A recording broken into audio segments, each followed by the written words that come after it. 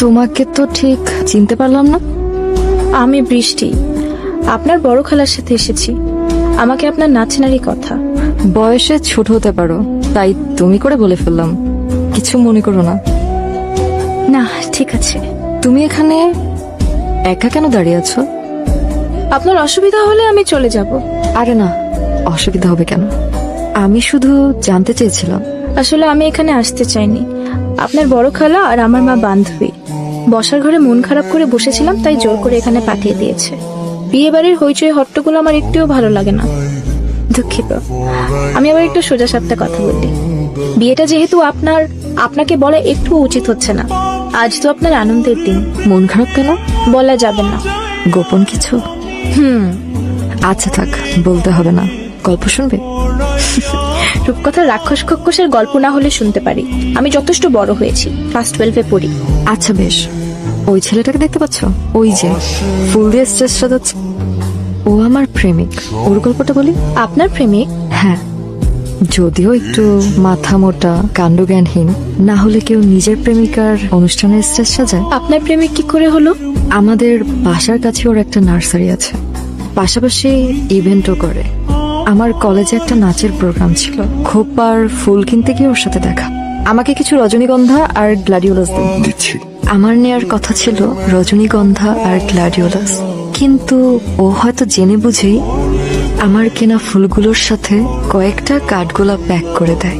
ও, কাঠগোলাপ? হ্যাঁ, সুন্দর কিছু কাঠগোলাপ।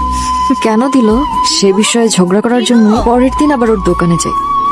এই যে তুই এখন এখানে দাঁড়িয়ে আছিস, রেডি হসনি? ওরা তো চলে আসছে বলে। ভালো লাগছে না মা। কেন তোমরা শুধু শুধু এত আয়োজন করতে গেলে?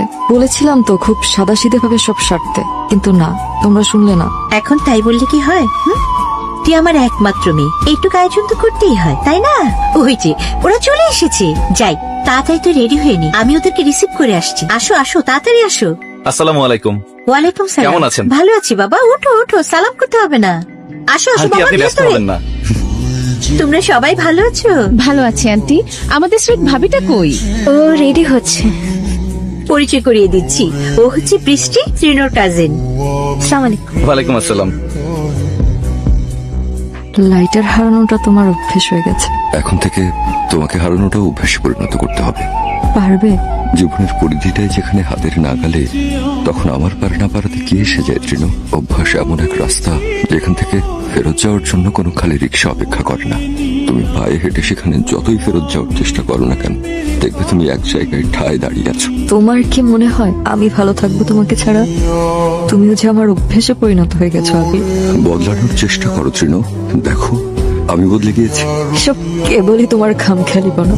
আমি না হয় চলেই যাবো তোমায় ছেড়ে দূরে, কবিতারা বদলে যাবে না হয় গানের সুরে। এসো তুমি একলা হেঁটে আমার হৃদয় পুরে, দেখবে শুধু তুমিই আছো এই পৃথিবী জুড়ে। তুমি সত্যিই ভীষণ স্বার্থপর। আমাকে বউ সাজতে দেখবে বলে অন্যের ঘরে ঠেলে দিচ্ছ, লজ্জা হয় না? তৃণ, জীবন যখন আমাদের সাথে এত বড় প্রতারণা করে, তখন আমার এই ক্ষুদ্র স্বার্থপরতায় কিছু আসে যায় না। তৃণ, তুমি নিচে যাও, সবাই নিশ্চয় অপেক্ষা করছে তোমার জন্য।